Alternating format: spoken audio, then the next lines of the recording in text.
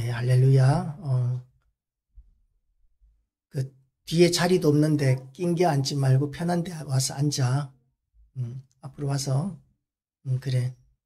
하늘이도 앞으로 오고. 올 줄 알았으면 설교가 바뀌었을 텐데. 예, 우리 공과를 할 텐데. 공과를 할 텐데. 갑자기 오니까 본문이 이렇게 좀 그러네. 다음 주부터는 매주 와라. 그러면 합당한 본문으로 이렇게 합당한 내용으로 이렇게 바꾸어 주도록 할게. 자, 고통과 치욕을 보시고 긍휼을 베푸소서라는 이런 제목으로 하나님의 말씀을 선포하는데, 예레미야 애가는 이스라엘 사람들에게 이제 하나님의 진노가 임해서 하나님께서 그 땅을 바벨론이라는 강대한 나라에 이제 점령당하게 하시고, 점령을 당하니까 그때 당시의 전쟁 문화는 인권이라는 게 없었어요. 인권이라는 게 없고, 침략을 당하면 그러면 다 빼앗기고 죽임을 당하고 유린당하고 수치를 당하는 이런 일들이 이제 생겨나게 되는 거예요. 그래서 이 예레미야 선지자가 끊임없이 하나님 앞에 멸망당하기 전에 회개하고, 그리고 하나님께서 어차피 바벨론에게 이제 우리의 죄가 너무 넘쳤기 때문에 바벨론에게 우리가 침략을 당하고 정복당할 텐데 그냥 항복하는 것이 옳다라고 이렇게 권면을 했습니다. 항복하면 그나마 좀 나아요. 전쟁을 하다가 이제 패하게 되면 그러면 엄청난 살육이 뒤따르게 됩니다. 우리나라 임진왜란이 터졌을 때에 부산 진성 전투라든지 또는 동래성 전투라든지 이런 전투들이 있었는데, 그런 전투들 가운데서 이제 우리나라 사람들은 일본에게 대해서는 자존심이 아주 강해가지고 절대로 항복하지 않고 끝까지 싸웠어요. 끝까지 싸우고 그 성이 점령되었을 때 일본 사람들이 어떻게 했느냐 하면 그 성에 있는 사람들도 다 죽였을 뿐만 아니라 짐승들까지, 개나 돼지, 이 소까지도 몽땅 다 죽여서 이 성 둘레에 해자라는 게 있는데, 해자라는 건 이제 구덩이를 파고 그 위에 물을 받아 놓고 그리고 창을 꼽아 놓는 대나무 같은 거, 그래서 사람이 거기에 들어가게 되면 찔리게 하는 그런 방어 수단이 해자라는 게 있는데, 그 해자 안에다가 성 안의 백성들을 몽땅 다 집어던지고 그 시신들을 한 명도 살아남지 못하고 다 죽임을 당한 그런 일들이 있었어요. 동래성 전투, 또 부산진성 전투 유고를 발굴해 보면 애 어른 할 것 없이 온갖 시신들이 그 안에 다 들어가 있는 거죠.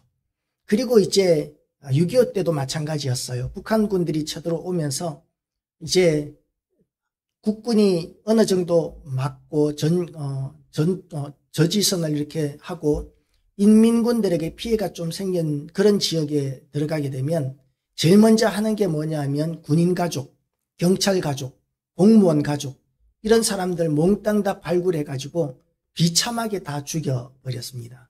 그리고 이제 이 북한군들이 들어온 지역에서는 지주라든지 공부 많이 한 사람이라든지 이런 사람들을 몽땅 다 죽여버리는 대대적인 학살이 있었어요.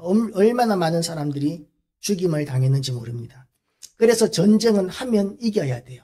전쟁은 하면 이겨야 되는데 이스라엘 사람들은 지금 하나님 앞에 죄를 지은 것이 너무 많았기 때문에 그 범죄에 대한 징벌로 하나님께서 전쟁에서 이길 수 없게 만들어 놓으셨어요.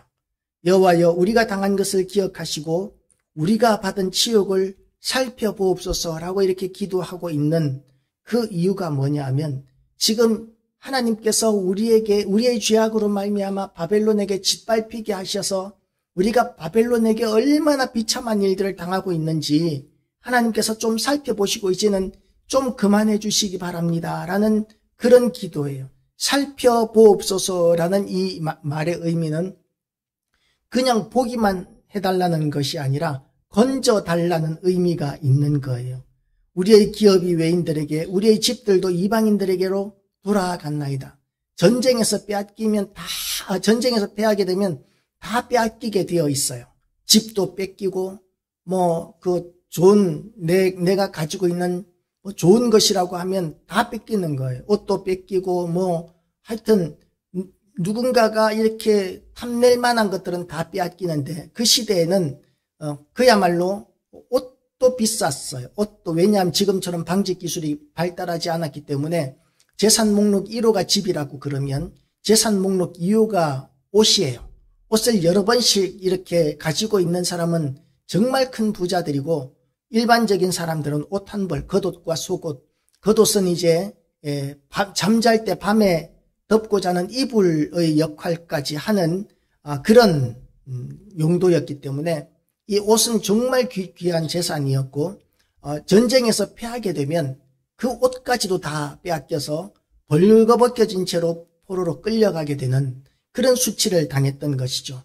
그래서 이스라엘이 멸망할 때도, 바벨론이 멸망할 때도 이 왕궁의 귀족들까지도, 왕비라든지 공주라든지 시녀들이라든지 이런 사람들도 다 벌거벗겨진 채로 이렇게 끌려가는 이런 비참한 일을 당하고 수치를 당하였던 것이죠. 우리는 아버지 없는 고아들이 오며 우리의 어머니들은 과부들 같으니, 남자들은 이제 다 죽임을 당하고, 나이든 아버지들 다 죽임을 당하고, 그리고 당연히 공짜로 사용을 하던 물, 그 당시에 물값을 낸다고 하는 것은 상상도 못하던 일이었는데, 지금은 물론 물을 사 먹기도 하고 수돗물도 돈을 내고 먹지만, 그렇지만 이 시대는 우물에 가서 물을 기르고 또 강가에 가서 물을 기르고 이렇게 공짜로 퍼다 먹으면 되는 시대였는데도 불구하고, 전쟁에서 패배하고 나니까 은을 주고 물을 마시며 값을 주고 나무들을 가져오며, 나무는 산에 가서 그냥 아무나 자르면 되는 것인데 자르지 못하는 거예요. 이제는 그것조차도 돈을 주고 이제 해야 되는데, 그럴 돈이 없는 사람들, 일반적으로는 거의 대부분의 사람들이 돈이 없기 때문에 너무나 굶주리게 되고 아무것도 하지 못하게 되는 거죠. 우리를 뒤쫓는 자들이 우리의 목을 눌러싸우니 우리가 기진하여 쉴 수 없나이다. 도망도 못 가는 거죠. 우리나라도 이제 노비라는 게 있어서, 노비가 그 도망을 가게 되면, 그러면 그 노비의 주인인 양반이 추노꾼이라는 것을 고용합니다. 추노꾼. 노비를 쫓아가서 잡아오는 사람이라는 거죠.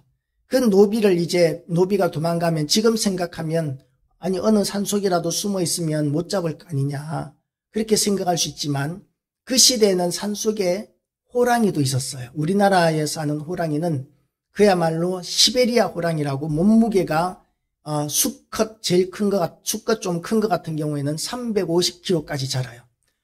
호랑이의 몸무게가 350kg, 암놈은 한 200kg까지 자라고, 그리고 좀 크다 그러면 400kg까지 자라요. 호랑이 몸무게가 400kg이고, 우리가 이 인터넷으로 찾아보면 점프하는 데 보면 점프가 얼마나 높이 점프하는지 몰라. 그야말로 호랑이는 비호라는 말이 붙는데, 날아다니는 호랑이, 날아다니는 짐승이라는 말을 하는데, 그렇게 호랑이는 힘도 세고 덩치도 크고 날렵하기도 하고, 그런 호랑이들이 우리나라 산속에 방방곡곡에 있어서 산속에 혼자 숨어 살다가는 호랑이 밥이 되기 딱 좋은 나라가 우리나라였던 거죠. 그 많던 호랑이들이 이제 일제시대를 거치면서 또 6.25 사변을 거치면서 다 사라져서 우리가 언제든지 산에 안심하고 갈 수 있는 시대가 되었지만, 노비들이 도망을 가도 도망갈 수 있는 곳에 한계가 있는 거예요.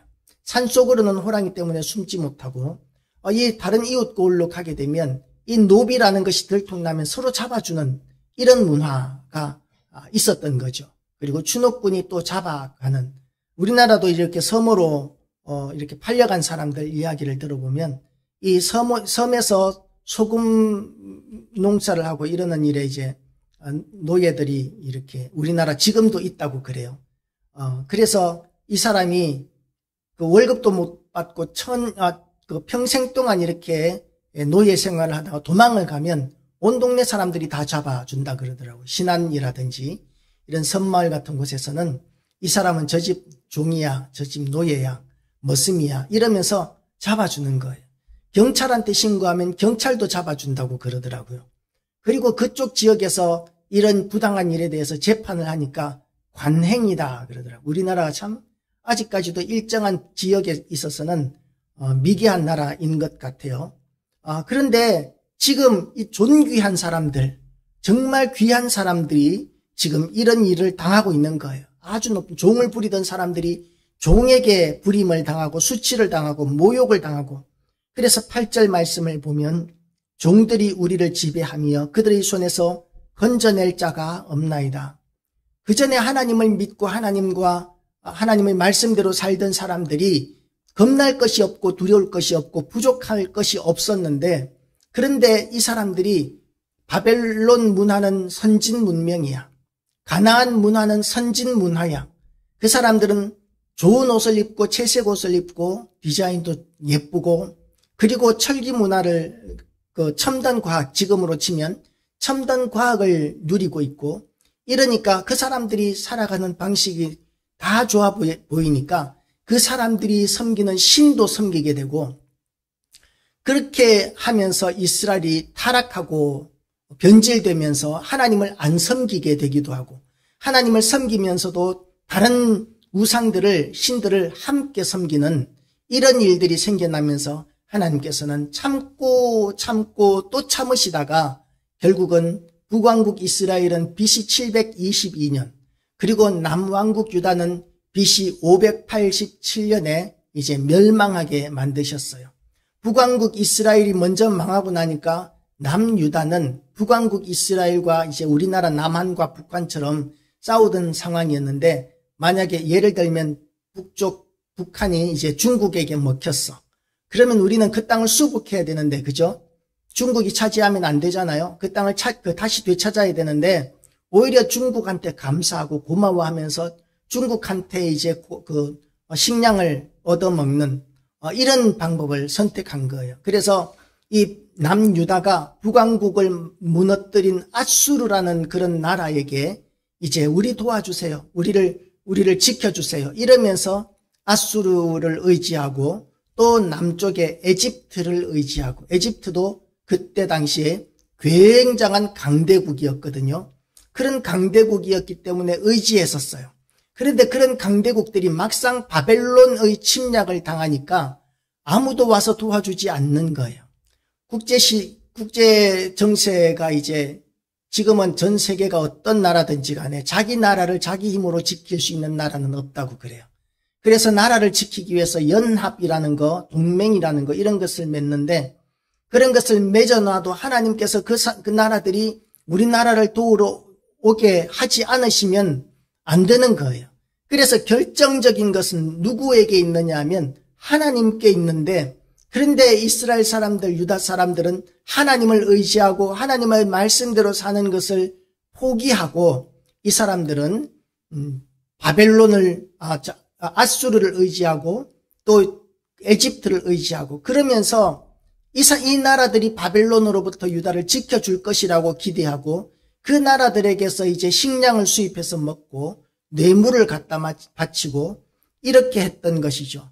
그런 것들을 하나님께서는 하나님을 의지하지 않고 다른 것들을 믿는 이런 것들을 우상숭배하고 이렇게 여기시고 그들에게 징벌을 하셨는데, 그 징벌을 당하는 이 일들이 이스라엘 사람들에게는 너무 고통스러운 거예요.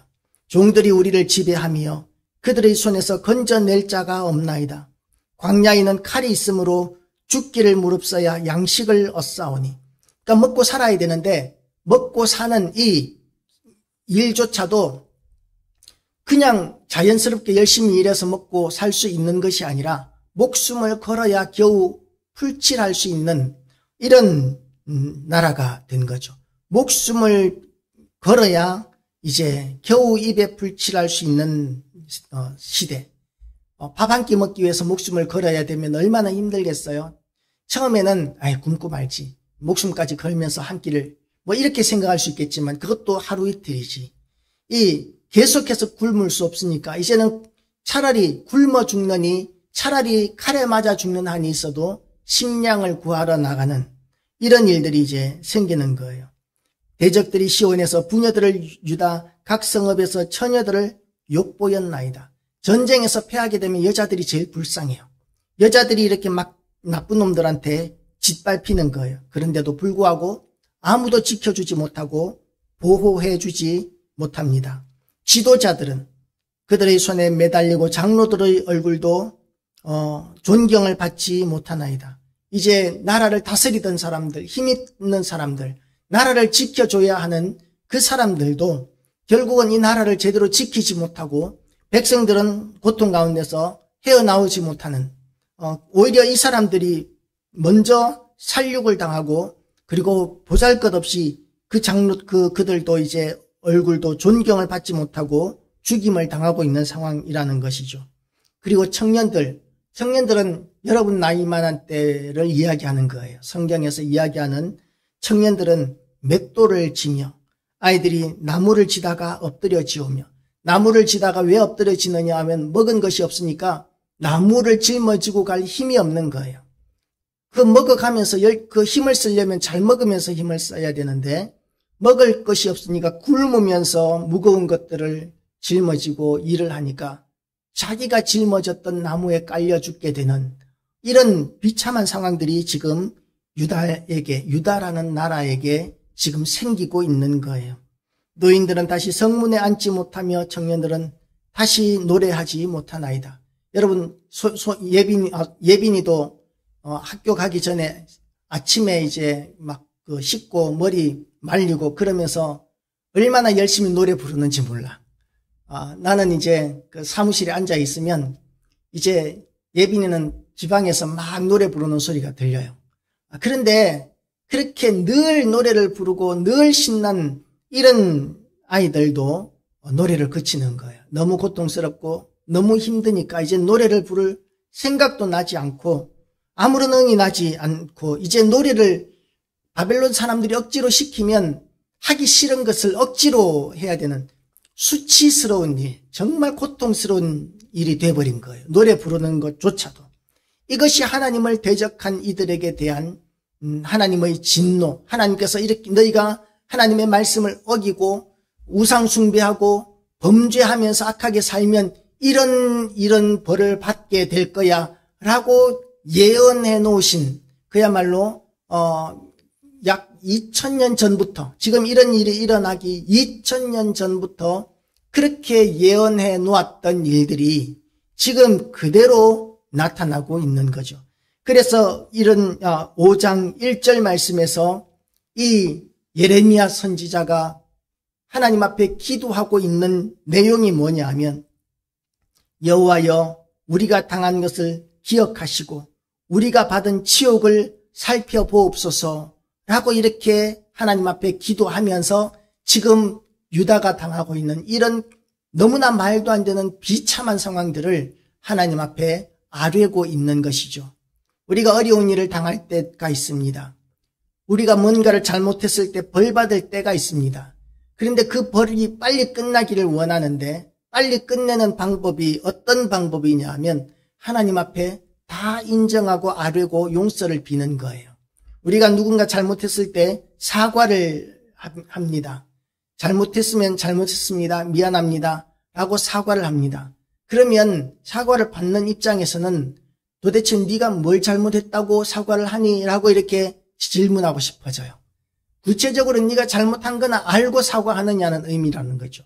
무조건 용서하지 않는 그것을 의미하는 것이 아니라 뭘 잘못했는지나 알고 네가 지금 사과하는 거냐, 아니면 지금 이런 불편한 상황을 잠깐 벗어나려고 사과하는 거냐 라고 이렇게 묻고 싶어지는 거죠.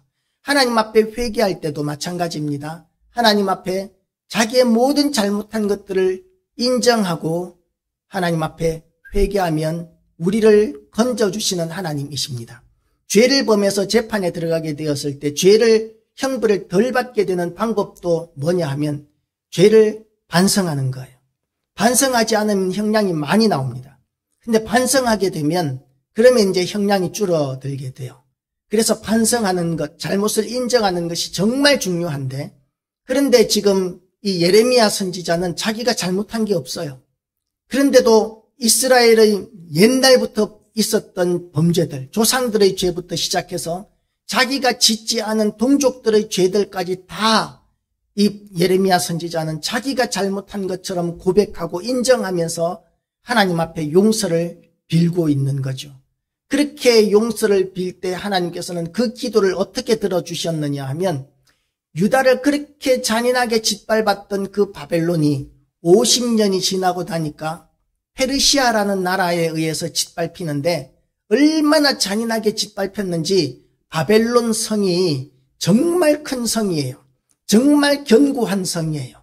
절대로 함락시킬 수 없는 불가능한 성이라고 그렇게 인정을 받았어요. 지금도 인터넷으로 한번 찾아보면 알겠지만 바벨론 성 너무나 으리으리하고 견고한 성이고 높이가 20m나 되는 그런 성이고 폭이 성벽의 두께가 10m가 넘는 너무나 견고한 성인데 그런 성은 그때 당시의 과학기술로는 전투 방식으로는 절대로 함락할 수 없는 성이었어요. 그런데도 불구하고 그 성이 어떤 빈틈이 있다는 것을 페르시아 군대가 알게 되고 그리고 그 성을 몰래 쳐들어가서 그 바벨론 성 안에 있는 그 어마어마한 숫자의 사람들, 그 많은 사람들을 몽땅 다 살육하고 너무 많은 살육이 일어나서 그 바벨론 성이 있던 그 땅에서 독이 올라온다고 그래요. 그래서 풀 한 폭이 자라지 못할 정도로 그 땅이 그렇게 황폐해지게 되었다는 거죠. 그렇게 많은 사람들이 모여 살던 기름진 땅이었던 너무나 아름답고 찬란했던 바벨론 성이 하나님 앞에 지금 예레미야 선지자가 하나님께서 갚아주시옵소서라고 이렇게 기도한 지 50년 만에 즉시 이루어지지는 않았어요. 그런데 불과 50년, 역사에 있어서 50년 차이는 그렇게 긴 세월이 아니에요. 우리에게는 한평생이 지나야 하지만 그 성이 완전히 진멸당하고 멸종당하고 그렇게 하나님께서 유다에게 행한 바벨론의 죄악을 그렇게 철저하게 처절하게 갚아주시는 것이 역사적인 사실입니다. 그래서 우리는 하나님 앞에 우리가 범죄함으로 말미암아 어려움을 겪을 수 있어요. 그러면 하나님 앞에 회개하고 그리고 하나님 앞에 우리의 원통함을 아뢰면 하나님께서는 우리를 용서해 주시고 그 시련과 고난에서 속히 건져 주실 뿐만 아니라 우리가 억울한 일 당한 것에 대한 복수까지도 하나님이 해주시는 거예요. 우리가 하려고 하면 우리는 드라마라든지 영화에서는 너무나 잘 하고 너무나 멋지게 하는 것들을 보지만 실질적으로 우리가 복수할 수 있는 힘이 없어요. 기회가 없어요. 그런데 하나님께서 우리의 기도를 들으시면 하나님께서 복수해 주시는데 정말 속이 시원할 정도로 내가 당한 것보다도 훨씬 더 속이 시원하게 갚아주시는 하나님. 왜냐하면 하나님은 우리를 너무 사랑하시는 분이시기 때문에 그래요. 하나님은 또한 전능하신 하나님이시기 때문에 그래요. 하나님은 우리를 특별히 사랑하시는 분이시기 때문에 그래요. 그래서 오늘도 우리가 하나님과 가까이 하기로 결심하는 예배를 소중히 여기고 예배 때마다 하나님의 말씀을 듣고 하나님을 의지하면서 살기로 결심하는 우리 친구들 다 되기를 주님의 이름으로 축복합니다. 기도하시겠습니다.